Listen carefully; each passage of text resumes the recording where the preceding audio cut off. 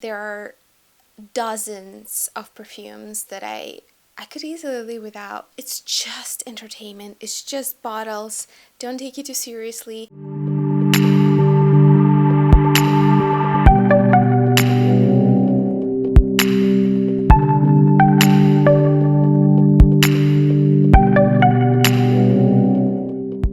Happy midnight.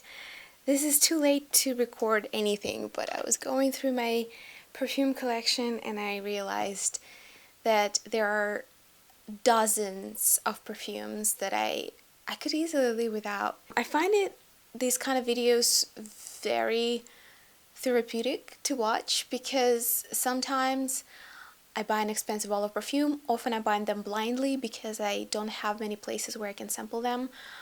We have a few department stores in Palo Alto, but nothing really that sophisticated or niche. At least I'm not aware of any stores that could offer a selection like that. If you know of anything in the San Francisco area, let me know. I probably should broaden my horizons. Don't get serious about it, don't get offended. This is just something that I had to get off my chest. When I watch videos like that, I actually do find it truly relieving that there are other people who don't like the things that I don't like, and maybe there are some popular things and top favorites that I can't fathom why. Let's start with a relatively new release. Here's one that is a rather popular suggestion. I dare say, I think I heard some sale representatives offering it as a universally complimentary kind of perfume that everybody will enjoy. That I personally think the Narciso Rodriguez Pure Musk for her, it couldn't be further from the truth.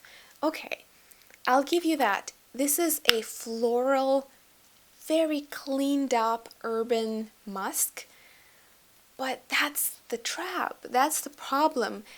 That kind of musk, it sounds like, like you're in an IKEA store.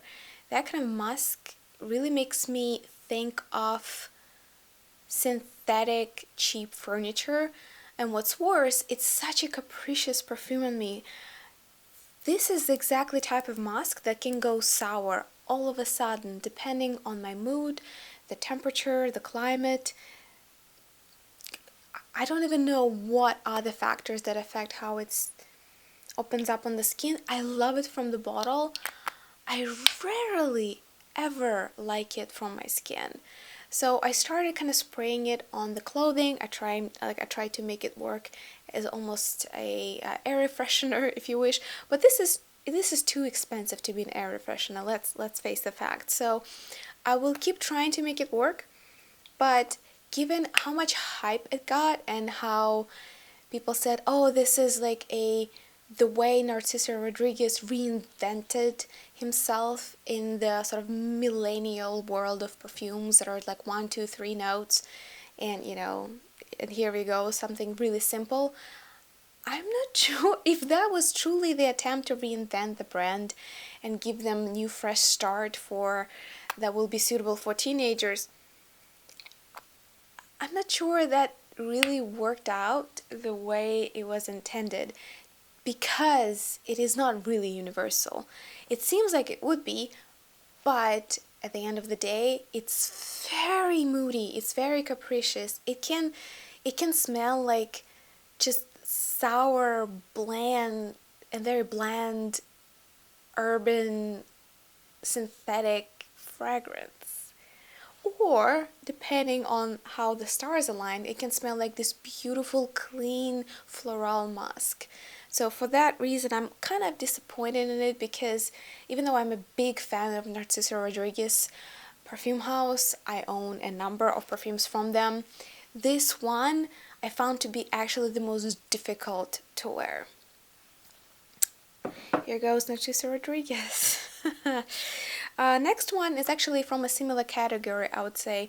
This is Cheap and Chic Moschino Light Clouds. A very similar concept, but here we have this synthetic urban, very cleaned up distilled musk with ozonic note. So it's supposed to give you this smell of fresh air. What I smell is the even kind of like IKEA furniture on sale. That's what I smell here. It's, yes, I like the idea of the ozonic smell. I like the idea of a cleaned, sort of urban, constructivist, very cleaned up musk.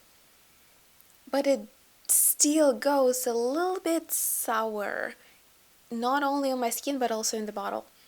I tried wearing it probably all through the summer. You can see how much I used up. It's really cheap perfume, so it's not really a big deal, but every time I look at it, it is a bit of a bitter disappointment because I have so many bottles. I really wish that every time I open my shelves, like look at my perfume library, I get true joy in this, Marie Kondo style spark of joy. And this definitely just, it's a sour grape in my collection, and I really wish I could find a better home for it. Okay, here we go. This is gonna be hard because those are cult favorites from the sort of the luxe, affordable luxe perfume houses. One is classic Lolita Limpica. I absolutely adore the packaging. It is one of those old, the early 2000s kind of opulent, dreamy luxe styles. This beautiful apple. I like the stalk. I like the way that you spray it. You just push on the... Everything about the original Lolita Limpica perfume is beautiful. The fact that they try to sort of modernize it to make it seem a little bit more, I would say more toward Thierry Mugler in the bottle design, it's fine. Every brand has the right to experiment and see what works in the new era. I still gravitate toward their older bottles. However, the licorice note that is in here just annoys me. It's not my thing. I try to love it because it's a really simple yet unique gourmand. The kinds they don't make anymore, to be honest. It's just the licorice. Licorice is not my thing. And I'm slowly and bitterly coming to awareness, to sort of like to agreement that that's the way it is, and no fragrances that put licorice front and center are really gonna work for me. That's a really bitter realization. I know that the black limited editions of Lolita Limpica and Sea Lolita are really popular, but those are kind of pricey right now and they're hard to find them. If you know of any other Lolita Limpica fragrances that are less focused on licorice and a little bit more gourmand, a little bit more leather, or whatever other beautiful gourmand notes that they use for their fragrances, let me know in the comments below. I'm looking for my version of Lolita Limpica that I will be able to cherish and love. It's just that the classic one, despite me adoring, like I'm obsessed with the bottle, it's just not it. I'm not gonna wear it. I tried, it doesn't work. And in a similar train of thought, here we go, another licorice fragrance. This is Black Perfecto by Guerlain. It's a limited edition that became a cult favorite all across the world. A lot of people claim that this version of Le Petit Robe Noir is actually the best and the most focused, punchy, and authentic in a way, like the most recognizable of all Le Petit Robe Noirs. It is also happens to be the most heaviest, gourmand, and kind of like heavier versions of fragrances from this line. But again, the licorice, don't love it. It does seem like this is a bit of a gothic, almost biker perfume. There is something about it that makes me think of a really good black leather jacket that I would go with. But I just can't, I can't make it work. The licorice note drives me crazy. I really actively dislike it, and therefore I think I sold one decant of it on eBay, and at this point I really wish I could find a new home for it. for the bottle, because the bottle is all the fetish, right? Like if you're really into sophisticated, interesting, like high class design perfume models, Black Perfecto is one to definitely want to get. So I love the bottle. I'm a little bit like with both of these, I'm hoarding the form factor of these perfumes, but I just don't enjoy wearing them. Okay, the next two I thought could be really easy breezy, you know, kind of like young, fresh, summery fragrances, but they're too simple. They just don't give me the summer vibe as I wish they would. First one is Secret de Tarisha Rose Intense. This is Tarisha Fragrance House. I absolutely love the presentation of it. This bottle is really pleasant to have in your hand. It's a beautiful design. If you can see, it's also made with a lot of attention to detail. I do pay attention to that. For better or for worse, I have a lot of opinions about the design of the bottles. I don't know if you noticed, but that's true. So I give it 10 out of 10 for the bottle design. Really good quality. Everything here is immaculately done. But the fragrance itself, it's Rose Intense, okay. So there's another variation of flowery rose. It's just so body spray kind of fragrance. It's not memorable. There's nothing in it that takes me beyond the cheap no-name $10 per 100 ml generic Bath and Body Works, Victoria's Secret, or whatever, you name it. A plethora of other body sprays that are just the synthetic florals. It doesn't do anything for me, and I'm sad to say it doesn't even do it for me as a room spray. I sometimes do use perfumes if I don't quite enjoy it as a personal fragrance, personal perfume that I like to wear or other people to smell off me. I do use perfumes as room sprays, but even this is too boring. This is just too boring and too plain synthetic rose floral in order to really hold on to this bottle. So I will either give it away or try to find a new home for it. The other one, again, the packaging. They don't make them like this anymore. I rarely see intricate designs like this. There's nothing wrong with the new trend for minimalistic, kind of square, rectangular, or rounded bottles. That's all fine and good, but every once in a while we could enjoy some creative, spirited and dreamy designs. So Salvador Dali perfumes they really do deliver when it comes to packaging.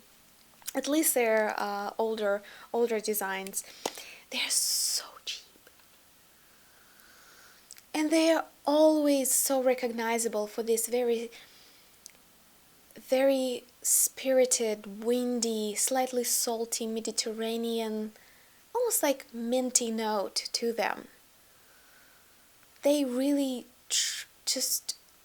they take me to a Mediterranean vacation.